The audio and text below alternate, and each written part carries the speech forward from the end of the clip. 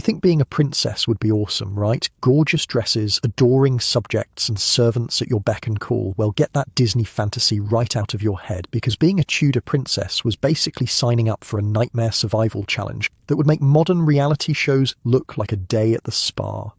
Imagine this. One day, you're literally the most important child in England, your father's pearl of his world. The next, you're declared a bastard, stripped of your title, and forced to become a servant to your baby half-sister, the daughter of the woman who destroyed your mother. And if you complain, well, that could be treason, punishable by having your head chopped off. Welcome to the life of Princess Mary Tudor, where royal blood was less a privilege and more a death sentence hanging over your head. While modern teenagers might worry about social media likes, Tudor princesses Mary and Elizabeth worried about whether they'd survive the week, whether from disease, political schemes, or their own father's deadly temper. The sisters lived in a world where half of all children died before their 10th birthday, where even royalty could be executed on a whim, and where one wrong prayer could get you burned at the stake. Hey, quick thing before we start. If you actually listen to these regularly, hit like or subscribe. I always wonder where everyone's at, so comment your city and what time it is. Weird to think some of you are having breakfast in London while I'm recording this at night here in the States. Okay, tonight it's Tudor princesses. But wait, are you comfortable? No, really. Check. Pillows, blankets, the whole deal. Where we're going, you'll want to be settled. So congratulations, you just woke up in 1516, the year Mary Tudor was born. The scratchy wool blanket beneath you does nothing to soften the hard wooden bed frame. Your nose twitches at the smell of smoke from the hearth mixed with the musty aroma of damp rushes strewn across the floor. Outside, you hear the servants already bustling about. Dawn has barely broken, but the day begins early in Tudor England, even for royalty. No lazy mornings in your cosy memory foam bed here. Not when survival requires constant vigilance, when each day could be your last in the dangerous game of royal succession. When Mary Tudor was born on February 18th, 1516, at the Palace of Placentia in Greenwich, England, her arrival was both a blessing and a disappointment. A blessing because after years of miscarriages and stillbirths, Queen Catherine of Aragon had finally produced a living child. A disappointment because that child wasn't the male heir King Henry VIII so desperately wanted. Still, in these early days, Henry doted on his daughter. Mary was proof that he and Catherine could have children. Surely a son would follow soon. For now, this fair, ruddy-cheeked little girl with Tudor red hair was the apple of her father's eye. She had the finest education a girl could expect at this time, records tell us. Mary spoke Latin, French and Spanish fluently. She played the virginals and lute beautifully. She danced with grace and poise beyond her years. She was being groomed not as a ruler. No one imagined England would have a queen regnant, but as a valuable marriage piece in the European royal chess game. By age 9, Mary was sent to Ludlow Castle to preside over the Council of Wales, effectively acting as Princess of Wales, though never officially given the title. Her household was grand, with dozens of servants, tutors, ladies-in-waiting, and guards. Her days followed a strict routine. Prayers at dawn, breakfast of bread and ale, lessons in languages and music. More prayers, a formal midday dinner, afternoon needlework or music, evening prayers, a light supper, and bed. This wasn't the soft, pampered life you might imagine. Mary's rooms, though the finest available, were drafty and cold. In winter, even royal chambers dropped to freezing temperatures with only smoky fires for warmth. She slept not on a plush mattress, but on a rope bed with a straw-filled mattress, though as royalty she at least had the luxury of linen sheets and fur coverings. Mary's mother made sure her daughter's education was exceptional, especially for a girl. Catherine of Aragon had been raised by Isabella of Castile, a formidable queen in her own right, who believed in educating women. Under tutors like Juan Luis Vive, Mary studied classical literature, church fathers, philosophy and scripture, a curriculum usually reserved for boys. But the seemingly secure world of Mary's childhood was built on shifting sands. By the 1520s, it became increasingly clear that Queen Catherine would not produce a male heir, and Henry's eye had begun to wander, specifically to one of Catherine's ladies-in-waiting, Anne Boleyn. Anne wasn't like the king's previous mistresses. She refused to sleep with him outside of marriage, and more dangerously, she had evangelical religious leanings, introducing Henry to texts that suggested his marriage to Catherine, his brother's widow, had been invalid from the start. This idea took root in Henry's mind, feeding his growing conviction that God was punishing him for an unlawful marriage by denying him a son. What followed was a slow-motion disaster for Mary. Her father's great matter, his quest for an annulment, dragged on for years. The Pope refused to invalidate the marriage. Henry, growing ever more desperate and tyrannical, eventually broke with Rome entirely, declared himself supreme head of the Church of England, and had his own newly appointed Archbishop of Canterbury, Thomas Cranmer, grant the annulment. In May 1533, Anne Boleyn was crowned queen. She was already pregnant. On September 7, 1533, she gave birth, not to the promised son, but to a daughter, Elizabeth. For Mary, now 17, the world collapsed. Her father declared her illegitimate, stripped her of her royal title, and removed her from the line of succession. She was no longer Princess Mary, but merely the Lady Mary, a humiliating demotion. Her household was dissolved, her loyal servants dismissed. But the cruelest blow was yet to come. Mary was sent to Hatfield House to join the household of her infant half-sister Elizabeth. Not as a sister, but as a lady-in-waiting, the once heir to the throne was now expected to serve the child who had replaced her. Mary refused to accept this new reality. She would not acknowledge Anne as queen or Elizabeth as princess. This defiance enraged Henry, who was becoming increasingly tyrannical as his reign progressed. The relationship between father and daughter deteriorated to the point where they didn't speak for 3 years. Under mounting pressure, Mary fell ill frequently. The royal physician attributed her ailments to ill treatment. She was kept under virtual house arrest, her movements restricted, isolated from friends and supporters. She was forbidden from seeing her mother, who had been banished to various damp, uncomfortable castles far from court. Anne Boleyn, meanwhile, showed no kindness to her stepdaughter. Some accounts suggest she even plotted to have Mary poisoned, though this may be later propaganda. What's certain is that Anne saw Mary as a threat, a focal point for those who opposed her marriage to the king and supported the old Catholic ways. In January 1536, Catherine of Aragon died at Kimbolton Castle. Mary was inconsolable at the news, but was denied permission to attend her mother's funeral. She grieved alone at Hunsdon House, surrounded by spies who reported her every word and action to the king. But the wheel of fortune was about to turn again. Anne Boleyn had failed to produce a son, and Henry's affections had already moved to Jane Seymour. In May 1536, Anne was arrested on trumped-up charges of adultery, incest, and plotting to kill the king. She was beheaded on May 19th, and Elizabeth, not yet 3 years old, was declared illegitimate just as Mary had been. The two half-sisters, both now officially bastards, shared a strange new kinship in their disgrace. When Jane Seymour gave birth to the long-awaited son, Edward, in October 1537, Mary, who had finally submitted to her father's demands and acknowledged his supremacy in the church, was named godmother and carried the infant prince at his christening.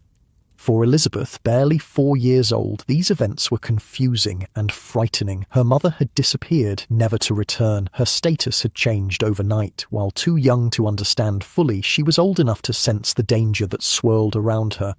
From her earliest memories, Elizabeth learned that favour was fleeting, security an illusion, and survival required careful calculation. Unlike Mary, who was raised as a princess in a relatively stable household until her teens, Elizabeth never knew such security. She was declared illegitimate before she could form memories of being a recognised princess. From infancy, her world was one of uncertainty and peril. Elizabeth's daily life as a small child was still privileged by ordinary standards. She had her own household at Hatfield House, staffed with servants and tutors. Her material needs were well met: fine clothes, good food, warm fires, but the emotional landscape was barren. Without a mother, with a distant and dangerous father, and surrounded by political intrigue, young Elizabeth developed a careful, watchful nature. Lady Bryan, who had previously been Mary's governess, now cared for Elizabeth. She wrote anxiously to Thomas Cromwell, the king's chief minister, begging for proper provisions for the child, who had outgrown her clothes. Even basic necessities required bureaucratic approval, now that Elizabeth was no longer officially a princess. Mary, despite her own troubles, developed a protective relationship with her little half-sister. Though Elizabeth represented the woman who had caused her so much pain, Mary seemed able to separate the child from the mother. When she visited Elizabeth's household, it was said that only Mary could soothe the toddler's tears.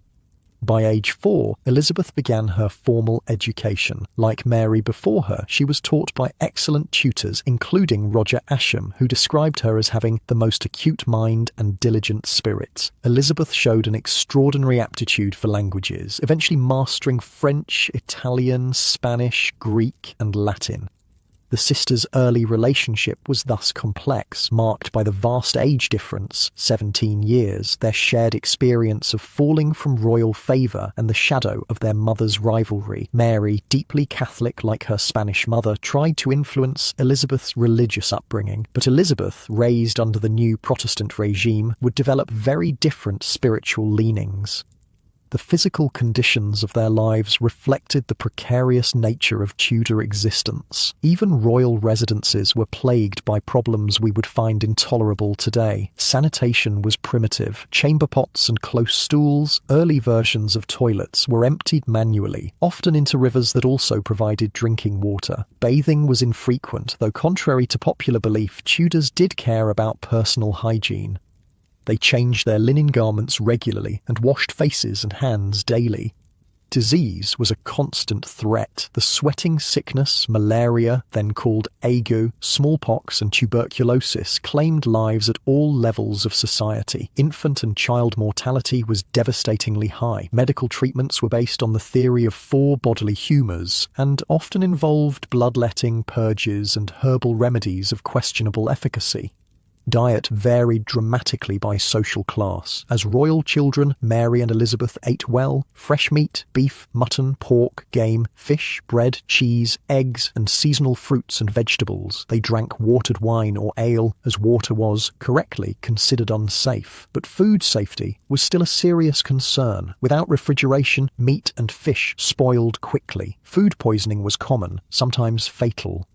The sisters' education included practical household management. Both were taught to oversee large domestic establishments, manage accounts, and supervise servants. They learned needlework, music, dancing, and riding, all essential accomplishments for Tudor ladies of rank.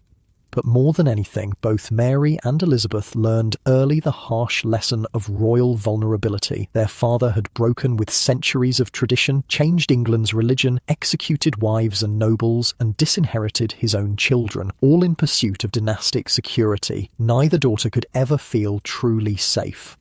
As Edward grew from infancy to childhood, both sisters worked to maintain good relationships with their little brother, the heir to the throne. Mary sent him gifts and letters. Elizabeth, closer in age, sometimes joined his household for lessons. But religious differences were already creating tension. Edward was being raised as a staunch Protestant, his tutors reinforcing the reformed faith Henry had reluctantly begun. Mary, now in her 30s, maintained her Catholic devotion despite the danger. She had a private chapel where she heard Mass, technically illegal under the new religious settlement. Elizabeth, more pragmatic or perhaps more naturally inclined toward Protestant ideas, adapted more readily to the religious changes. In 1543, Henry married his 6th wife, Catherine Parr, a cultured, intelligent woman who worked to reunite the royal family. She persuaded Henry to pass the Third Succession Act, which restored Mary and Elizabeth to the line of succession, though they remained legally illegitimate. This gave the sisters some security, though their positions remained vulnerable to their father's whims. Mary, approaching 30, was still unmarried, unusual for a woman of her rank. Various marriage negotiations had fallen through over the years as her status rose and fell with her father's favour. She lived primarily away from court, managing her own household with the income from estates granted by the king. Elizabeth, now about 10 years old, joined Catherine Parr's household, where she received an exceptionally progressive education. Catherine supported female learning and surrounded herself with educated women. Elizabeth thrived in this environment, developing the formidable intellect that would later serve her so well as queen. The relative stability of these years ended with Henry VIII's death on January 28, 1547. Edward, not yet 10 years old, became King Edward VI. Real power lay with his uncle, Edward Seymour, Duke of Somerset, who became Lord Protector.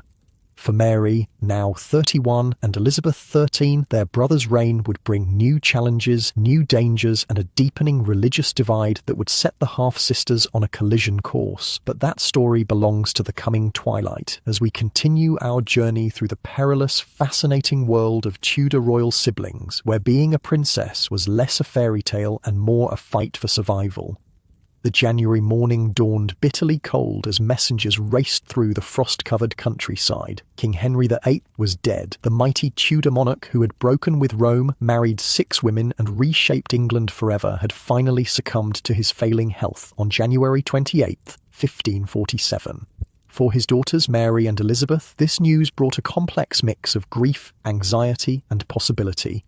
The new king, 9-year-old Edward VI, was barely old enough to dress himself, let alone rule a kingdom. Real power immediately fell to his maternal uncle, Edward Seymour, who promptly had himself named Lord Protector and Duke of Somerset. The political landscape shifted overnight, and with it, the precarious positions of the 2 Tudor princesses. Mary, now 31, received the news at her estate of Hunsdon. She would have known what was coming next, a religious revolution. Edward had been raised by fiercely Protestant tutors who had instilled in him a zealous commitment to reform. Mary's private Catholic worship, barely tolerated under her father, would now become a dangerous liability. Elizabeth, just 13, was staying with her stepmother Catherine Parr when her father died. The teenage princess dropped to her knees and wept upon hearing the news. But unlike Mary, Elizabeth had been raised in the Reformed faith. The religious changes to come wouldn't challenge her conscience, though they would soon present other dangers. Both princesses attended their brother's coronation in February, a lavish spectacle where the small boy disappeared beneath heavy robes and an oversized crown. Mary, as the eldest, took precedence, riding through London in a crimson velvet litter. Elizabeth followed in her own procession. The sisters presented a united front to the public, though privately their different religious convictions were already pulling them apart. Life in Tudor England during Edward's reign became increasingly uncomfortable for Mary. Each morning she would rise before dawn for private prayer using her Catholic devotionals, books that were now technically illegal. Her loyal household staff protected these forbidden practices, keeping watch while she heard Mass in her private chapel. Discovery could mean imprisonment for her servants and worse trouble for Mary herself. While Mary struggled with her conscience, Elizabeth thrived under the new regime. She had the good fortune to be taken into Catherine Parr's household at Chelsea, where the Dowager Queen had created a haven of learning. Elizabeth's daily routine was structured around intense study, rising at dawn for prayers, then hours of languages, rhetoric, history and theology with her tutor Roger Ascham. The physical conditions of aristocratic Tudor households remained challenging, even for princesses. Winter mornings meant waking in freezing rooms where servants would hurry to light fires. Water in basins might be crusted with ice. Unlike most ordinary people who slept on straw pallets on the floor, the princesses had proper beds with feather mattresses on rope supports that needed regular tightening, the origin of sleep tight. But even royal beds harboured fleas and bedbugs, leading to the familiar ending, "Don't let the bedbugs bite." "When I call her at her book," wrote Roger Ascham of Elizabeth, "she is loath to leave her study." The princess would often read by candlelight until late, straining her eyes but feeding her hungry mind. This studiousness wasn't just academic passion, it was survival strategy. In Tudor England, especially for royal women, intelligence was armour. Mary's education had been equally rigorous in her youth, but now her focus was on maintaining her religious practices while navigating the increasingly Protestant court. Her days included not just prayers but management of her substantial household, overseeing accounts, settling disputes among servants, responding to petitions from tenants on her lands. The sisters' lifestyles had much in common, despite their differences.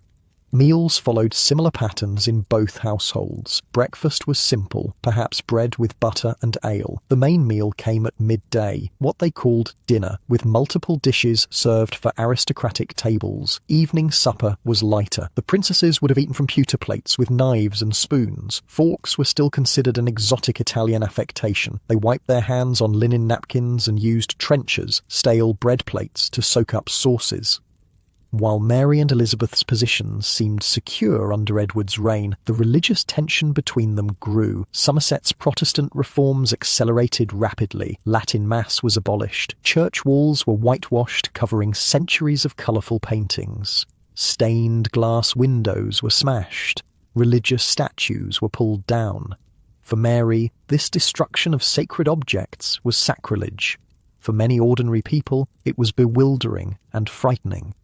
Mary refused to comply with the new religious laws. She wrote to her brother, appealing to family loyalty. "I appeal to your Majesty's own nature, whether it be seemly that I, your Majesty's humble sister, should be forced in matters of religion against my conscience." Edward, however, was developing strong religious convictions of his own. At 11 years old, he wrote back coldly that her fault is the greater because she ought to know better. Elizabeth took a different approach. While she had been raised Protestant, she understood the danger of rigid positions in Tudor England. She became adept at presenting herself as religiously conforming while keeping her personal beliefs private, a strategy that would serve her well throughout her life. Unlike Mary, who couldn't bear to betray her Catholic faith, Elizabeth was pragmatic to her core. By 1549, tensions had escalated. The Privy Council, Edward's governing body, tried to bully Mary into religious compliance by arresting her chaplains. Mary stood firm even as her household was picked apart. She wrote to her cousin, Holy Roman Emperor Charles V, begging for intervention. Charles threatened war if Mary couldn't worship as she pleased. Faced with this international pressure, the council reluctantly backed down. While Mary battled openly, Elizabeth watched and learned. She had seen the downfall of Edward's first protector, Somerset, replaced by the more dangerous John Dudley, Duke of Northumberland. She observed how Northumberland systematically removed potential rivals, consolidating power around himself and the young king. When Catherine Parr died in childbirth in 1548, Elizabeth lost her most powerful protector. Worse followed. Thomas Seymour, Catherine's husband and Edward's uncle, had been behaving inappropriately with teenage Elizabeth while his wife was pregnant. After Catherine's death, he plotted to marry Elizabeth and seize power. The scandal engulfed Elizabeth, who was interrogated for days about her relationship with Seymour. Though she maintained her innocence with remarkable composure for a 15-year-old, the experience was traumatic. The Seymour affair taught Elizabeth a harsh lesson about vulnerability. She wrote to her brother's council, "I am more bound to your honours for your protection than for all the world besides, and have no hope but in God and you." She crafted this carefully, presenting herself as dependent on their goodwill, while subtly reminding them of her royal status. Daily survival in Tudor England wasn't just about political manoeuvring. Disease remained a constant threat. The sweating sickness that had periodically ravaged England since 1485 could kill within hours. Smallpox left survivors scarred for life if they were lucky enough to survive. Even minor ailments could turn deadly without effective medicine. Tudor medicine combined herbal remedies, prayer, and dangerous practices like bloodletting. Physicians believed illness resulted from imbalanced humours, blood, phlegm, black bile, and yellow bile. Treatments aimed to restore balance, often through painful purges. For toothaches, they might use cloves or honey mixed with wine. For headaches, lavender or rosemary. More serious conditions received more desperate remedies. Mary suffered frequent health problems, debilitating headaches and menstrual issues that today might be diagnosed as endometriosis. Tudor treatments would have included bloodletting and herbal teas, offering little relief. Elizabeth enjoyed better health, but developed migraines and stomach complaints during times of stress, physical manifestations of the psychological pressure she lived under. Food safety was another daily concern. Without refrigeration, meat spoiled quickly. Fish, often required on the numerous fast days mandated by both Catholic and Protestant calendars, was particularly problematic. Even royal households weren't immune to food poisoning. The sisters' meals were carefully prepared by trusted servants, tasted for poison, a real concern in royal circles, and blessed before eating. As Edward's reign progressed, his own religious fervour intensified. By 1552, the Second Book of Common Prayer pushed England toward a more overtly Protestant liturgy. Mary's position became increasingly difficult. Meanwhile, Edward himself was showing signs of the illness that would eventually kill him, likely tuberculosis. His constant coughing, fever, and weight loss couldn't be hidden from the court. Mary visited her brother when protocol demanded, but these occasions grew tense. At Christmas 1552, they quarrelled openly about religion in front of the entire court. Both ended up in tears. Edward, now 15 and trying to assert his authority, was frustrated by his sister's defiance. Mary, nearly twice his age, couldn't accept religious instruction from a boy she still saw as a child. Elizabeth navigated these shoals with remarkable skill for a teenager. She maintained a warm correspondence with her brother while avoiding direct religious confrontation. She dressed modestly, in Protestant fashion. Without the elaborate clothes and jewellery Mary favoured, she created an image of herself as a serious, pious young woman, unthreatening to the regime but still unmistakably royal. By early 1553, Edward's health was clearly failing. The vultures began to circle. Northumberland, desperate to maintain his power, convinced the dying king that allowing Mary to succeed would undo all his religious reforms. Edward, fevered and frightened for his Protestant legacy, agreed to change the succession. He bypassed both his sisters in favour of his Protestant cousin, Lady Jane Grey, conveniently married to Northumberland's son. This device for the succession was legally dubious at best. It contradicted Henry VIII's will and the Third Succession Act of 1544, which had restored Mary and Elizabeth to the line of succession. But Edward was king, and in Tudor England the monarch's word was law, at least while they lived. Word of these machinations reached Mary through her network of spies at court. She began making preparations, contacting loyal supporters, securing funds, readying herself to fight for her birthright. Elizabeth, as usual, played a longer game. She stayed quiet, watching, waiting to see which way the wind would blow. In the background of these royal dramas, ordinary Tudor life continued. Summer brought relief from the cold, but new health hazards as sewage festered in the heat. The smell in London became unbearable by July. Contemporaries described it as a sweet stink. Those who could, including the royal family, escaped to country palaces where the air was cleaner.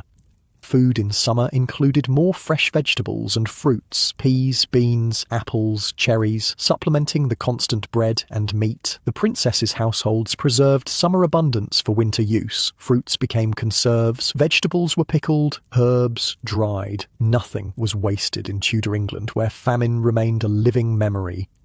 The material contrast between royal life and common experience was stark. While Mary and Elizabeth wore silk and velvet, changed their linen shirts daily, and ate from silver plates, ordinary people wore wool and linen that might be washed monthly at most. They ate from wooden trenchers and slept multiple people to a bed. Yet even for princesses, Tudor life lacked basic comforts we take for granted. No running water, central heating, or effective medicine. By July 1553, Edward was slipping away. His cough had worsened, his legs swollen, his breathing laboured. Rumours spread that he had been poisoned, though modern historians believe tuberculosis the most likely cause. Northumberland kept the king's condition secret as long as possible, buying time to position Lady Jane Grey for succession. Mary received intelligence that her brother was either dead or nearly so. She didn't wait for official notification. Understanding that speed was essential, she fled her residence at Hunsdon, riding hard for her estates in East Anglia, where her support was strongest. When messengers arrived to arrest her, they found she had already escaped. Elizabeth, meanwhile, pleaded illness and remained at her house at Hatfield. This calculated move kept her from being associated with either Mary or Lady Jane Grey. At 19, she had learned when action was needed and when patience served better. With Mary and Northumberland headed for confrontation, Elizabeth kept her options open. On July 10, 1553, Edward VI died at Greenwich Palace. Northumberland kept the death secret for 3 days, while Lady Jane Grey was brought to the Tower of London and proclaimed Queen. Jane, a brilliant, devout 16-year-old, was as much a pawn as a player in this power grab. She reportedly accepted the crown with reluctance, fainting when first presented with royal robes. Meanwhile, Mary had reached her castle at Framlingham in Suffolk and raised her standard as rightful queen. Support flooded in from Catholics, conservatives, and those who simply believed in legitimate succession regardless of religion. Common people who had never met Mary rallied to her cause. The daughter of Henry VIII and Catherine of Aragon, a true Tudor by blood. For Mary and Elizabeth, Edward's death marked the end of one chapter and the beginning of another, one that would test their relationship to its limits. The cautious sisterly bond they had maintained despite religious differences would soon face its greatest challenge. The elder princess was about to become England's first undisputed queen regnant, while the younger would have to navigate the most dangerous waters yet. The story of their changing fortunes, from princesses to queen and heir, would reshape not just their own lives but the future of England itself. The summer air hung heavy with dust as riders thundered along England's rutted roads. Messages flew between towns and villages, noble houses and humble farms. Edward was dead. Lady Jane Grey had been proclaimed queen, but Mary Tudor, the late king's half-sister, had raised her standard at Framlingham Castle, declaring herself the rightful monarch. Ordinary people made extraordinary choices in those July days of 1553. Farmers left fields mid-harvest. Townsmen armed themselves with whatever weapons they could find. Women packed food for husbands and sons heading to join Mary's growing army. This wasn't just about religion or politics. It was about what felt right. The daughter of Henry VIII deserved the crown, not the granddaughter of Henry's sister in a transparent power grab by the Duke of Northumberland. In her stronghold at Framlingham, Mary received a stream of nobles and gentry arriving to pledge support. Her household had swelled from a few dozen loyal servants to thousands of armed men. For the first time in her life, the cautious, dutiful princess was taking a tremendous risk. She had declared herself queen without waiting for official proclamation. If she failed, it would mean the executioner's axe. "I will put down that wretch Jane and her party," Mary promised her supporters. The soft-spoken, pious woman had found an iron core when pushed to extremes. She issued proclamations in her own name, appointed officers, and prepared for civil war if necessary. Meanwhile, Elizabeth remained at her house at Hatfield, supposedly too ill to travel. This convenient illness kept her from having to declare for either Mary or Jane. Smart move for a 19-year-old who had grown up watching royal favour shift like quicksand. When pressed, she sent a non-committal message to Mary expressing hopes for her good success in all your affairs. Notice she didn't actually acknowledge Mary as queen. Elizabeth was nothing if not careful. In London, support for Queen Jane crumbled almost immediately. The merchants closed their shops. The people refused to cheer for her. Northumberland couldn't raise an adequate army because ordinary citizens wouldn't fight against Henry VIII's daughter. Even the weather seemed to turn against Jane. A thunderstorm was seen as divine disapproval of her proclamation. By July 19th, just 9 days after Edward's death, the Privy Council in London switched sides, proclaiming Mary the rightful queen. Northumberland surrendered without a fight. Lady Jane Grey, queen for just 13 days, was imprisoned in the Tower, along with her young husband. Mary rode toward London in triumph, her supporters swelling to nearly 30,000 by the time she reached the city. Now, it was Elizabeth's turn to make her move. The strategic illness miraculously cured, she gathered 1,000 horsemen, an impressive show of force, and rode to meet her sister outside London. On July 29th, the princesses made their formal entry into the capital together, presenting a powerful image of Tudor unity. Elizabeth, dressed in simple elegance, kept slightly behind her elder sister. Mary, garbed in rich velvet and wearing her mother's Spanish jewels, looked every inch a queen. The contrast between them was striking. The 37-year-old Mary short and increasingly stout.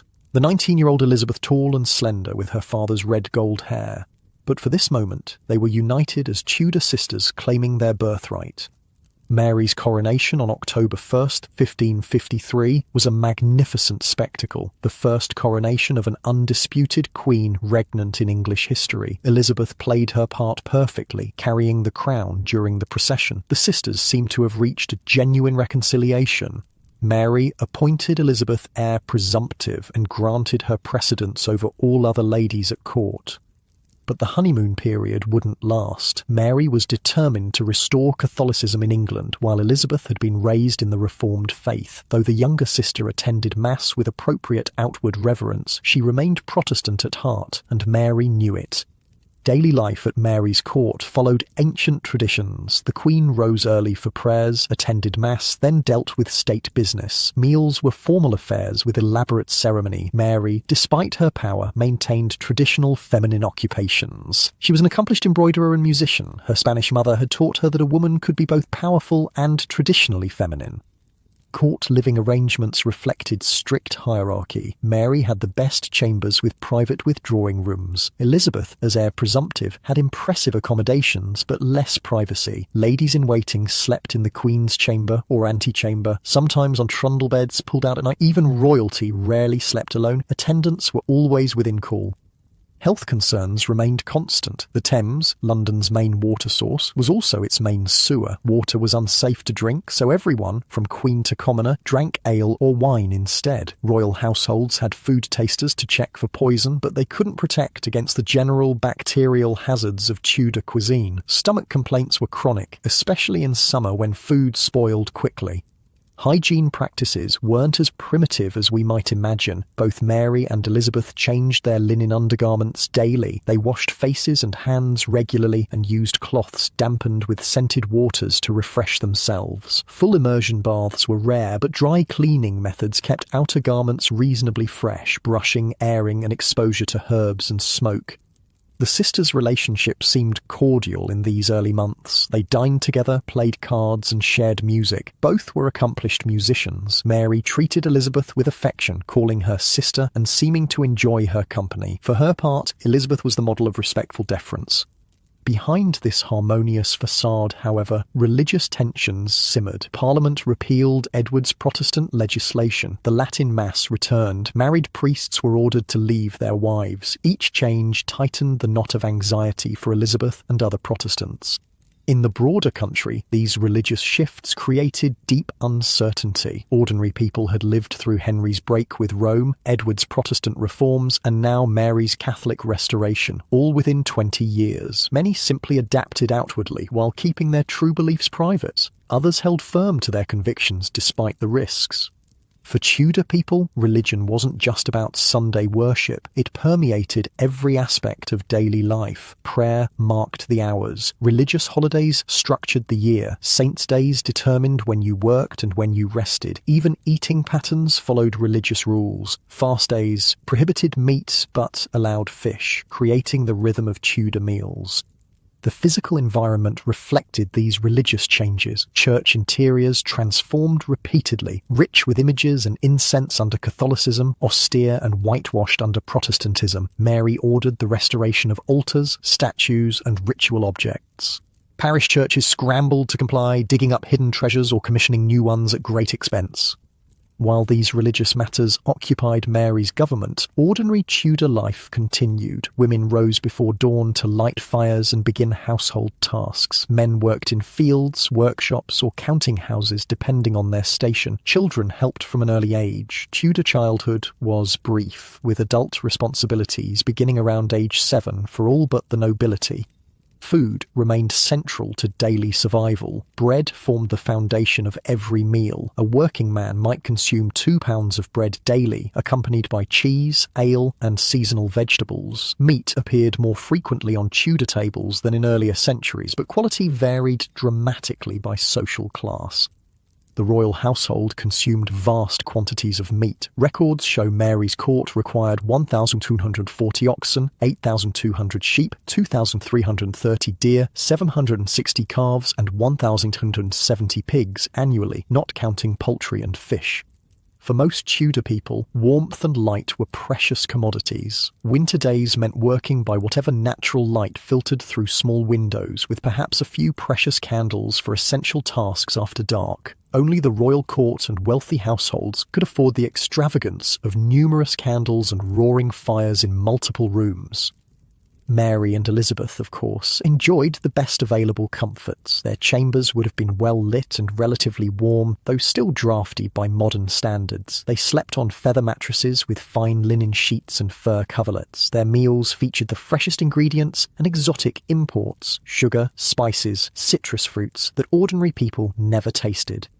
Despite these luxuries, both women faced health challenges common to their era. Mary suffered increasingly from what modern doctors suspect was ovarian cysts or uterine cancer. Tudor physicians had no effective treatments for such conditions. Elizabeth experienced migraines and digestive complaints, likely stress-related as her position grew more precarious.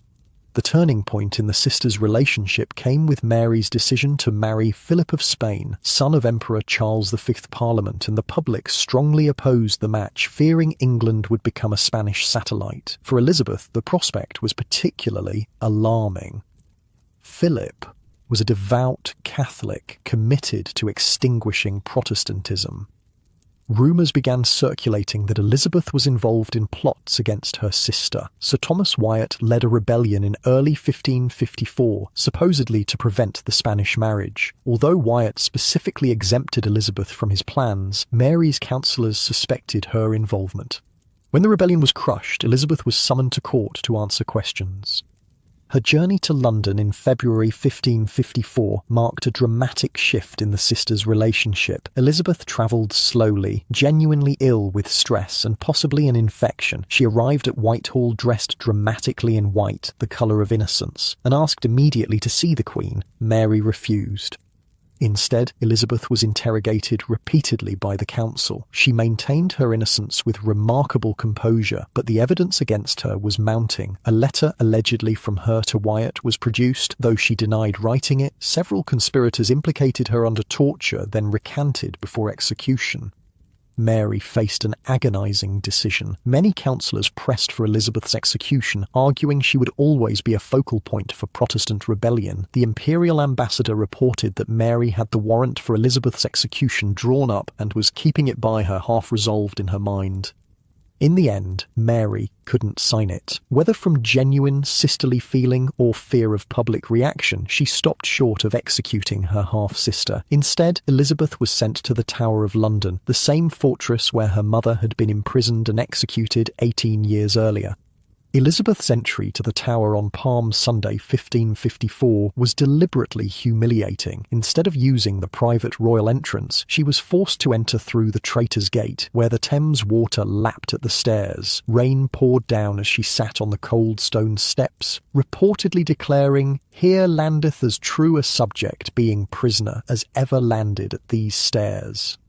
The accommodations prepared for Elizabeth were the same rooms where Anne Boleyn had spent her final days. The psychological torture of this choice couldn't have been lost on Elizabeth. For 2 months, she lived in constant fear of execution, never knowing if each day would be her last.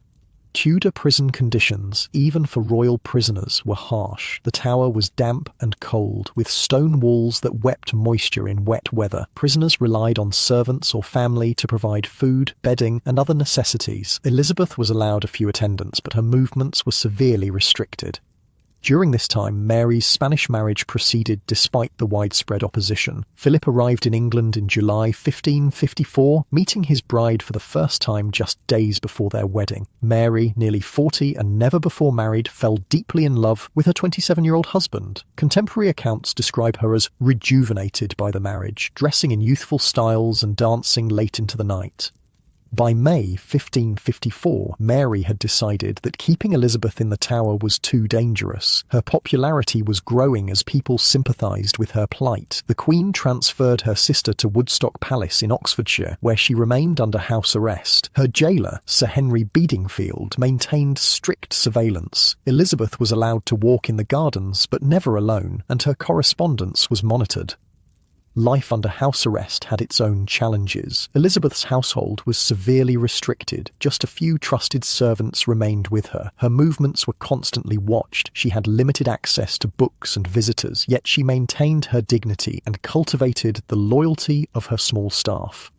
To pass the long hours, Elizabeth read when permitted and worked on embroidery, a traditional feminine occupation that couldn't possibly seem threatening to her captors. She reportedly embroidered phrases in Latin and Greek into her needlework, demonstrating her learning even in confinement.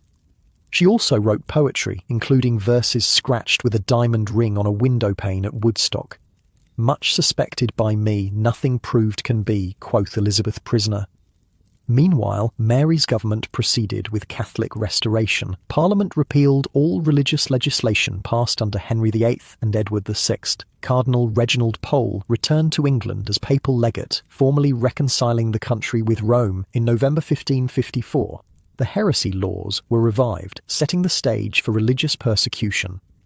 In early 1555, the burning of Protestant heretics began. First to die was John Rogers, followed by Bishop John Hooper, and eventually more prominent Protestant leaders including Hugh Latimer and Nicholas Ridley. These executions horrified many English people, even those who supported Catholic restoration. The sight of men and women burning while still alive, sometimes taking up to half an hour to die, was sickening even by Tudor standards. For Elizabeth, news of these burnings must have intensified her fear. Though high rank might protect her from such a public death, her Protestant faith put her in the same category as those dying at Smithfield. She attended Mass and outwardly conformed, but few believed her conversion genuine.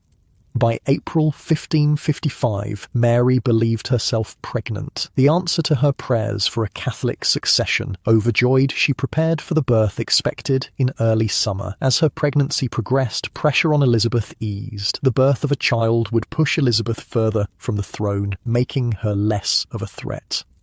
Mary relaxed the conditions of Elizabeth's confinement, eventually allowing her to return to court in April 1555. The sisters' reunion was cool but correct. Elizabeth knelt before Mary, who raised her up and kissed her. Philip, pragmatic despite his Catholicism, advocated for better treatment of Elizabeth. He recognised she remained popular with the English people.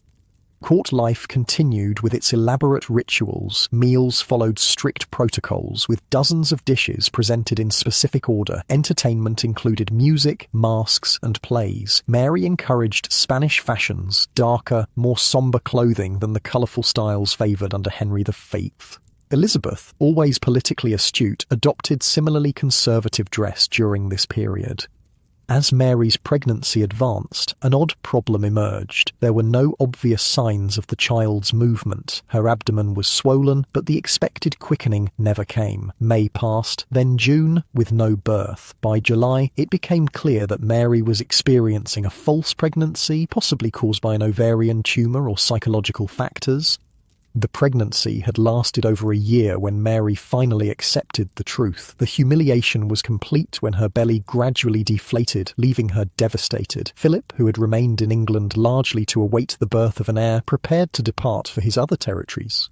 The Queen's dreams of a Catholic succession were shattered. With Mary's phantom pregnancy ended and Philip departing England, Elizabeth's position improved dramatically. The Queen, though heartbroken, couldn't bring herself to take harsh measures against her sister without Philip's support. Elizabeth was allowed to retire to her own estates, where she gathered a household of loyal supporters and bided her time. By autumn 1555, Elizabeth had established herself at Hatfield House, maintaining a deliberate distance from court politics. She focused on creating an image of Protestant virtue, modest dress, serious study, and impeccable morals. She refused all discussion of marriage, though suitors continued to present themselves.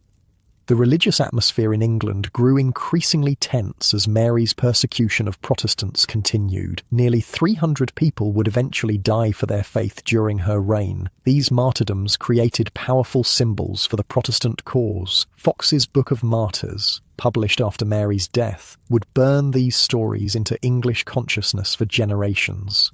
For ordinary Tudor people, survival amid these religious shifts required careful navigation. Many practiced church papistry, outward conformity to official religion while maintaining private beliefs. Others fled abroad, establishing Protestant communities in Geneva, Frankfurt, and other continental cities. Those who couldn't flee or conform faced terrible choices. Through all this turmoil, the basics of Tudor life continued. People rose with the sun and slept with its setting, following natural rhythms in an age before artificial lighting. They cooked over open fires, ate seasonal foods, and wore wool and linen clothes that required intensive labor to produce. They treated illness with herbs, prayer, and sometimes harmful practices like bloodletting. They lived with constant awareness of death from disease, childbirth, accident, or execution. Mary and Elizabeth, despite their royal status, lived within these same Tudor limitations. Their world lacked antibiotics, central heating, indoor plumbing, and reliable contraception. They faced the same fundamental vulnerability to disease and death as their subjects. The difference was in degree, not kind. They had better food, warmer clothes, and more spacious accommodation, but they couldn't escape their era's basic constraints. As 1555 turned to 1556, Elizabeth continued her careful balancing act. She maintained correspondence with Mary, expressing appropriate sisterly concern. She attended Mass when required. She avoided any hint of political involvement, but she also kept connections with Protestant sympathisers and prepared for the possibility that she might one day wear the crown. Mary, meanwhile, faced mounting problems. Her husband returned briefly, but soon departed again, this time for good. War with France drained the treasury. Harvest failures in 1555 and 1556 led to food shortages and inflation. Popular support for her reign waned as economic hardship combined with religious persecution. Her health declined steadily, with debilitating headaches and abdominal pain. By 1557, it was clear that Mary's reign would not achieve her dream of permanent Catholic restoration. Without an heir, the succession would pass to Elizabeth, who would likely reverse her religious policies. The thought tormented Mary, but alternatives were limited. She briefly considered naming her Catholic cousin Margaret Douglas as heir, but ultimately recognised that the country would not accept anyone but Elizabeth. The relationship between the Tudor sisters had come full circle, from Mary's early affection for baby Elizabeth through religious conflict, imprisonment, and now reluctant acceptance. Mary had tried to secure a Catholic future for England and failed. Elizabeth had survived the most dangerous period of her life through caution, intelligence, and sheer luck.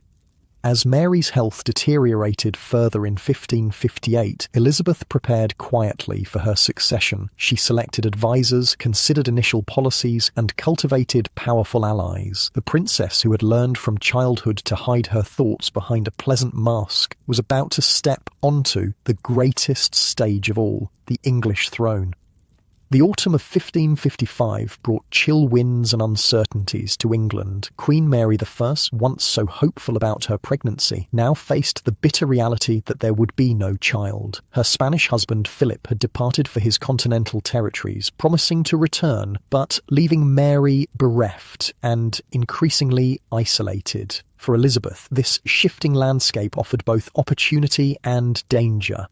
Life at Hatfield House, where Elizabeth maintained her separate establishment, had settled into a careful routine. The princess rose early for Protestant prayers, conducted privately with trusted ladies. Her mornings were dedicated to study. She continued to sharpen her formidable intellect through readings in history, theology, and languages. Afternoons might include riding when her health permitted, or needlework with her ladies. Evenings brought music, quiet conversation, and early retirement.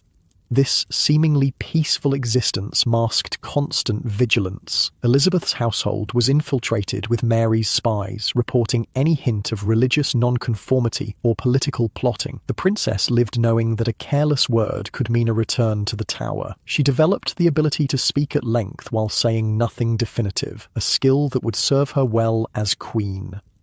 I have heard that an Italian, when asked how he planned to carry himself in England, replied, "Cunningly and quietly," wrote William Cecil, one of Elizabeth's advisers. The princess has chosen to follow this course. Indeed, Elizabeth mastered the art of ambiguity, attending Catholic Mass when necessary, but pleading illness when possible, expressing loyalty to Mary while maintaining connections with Protestant sympathisers.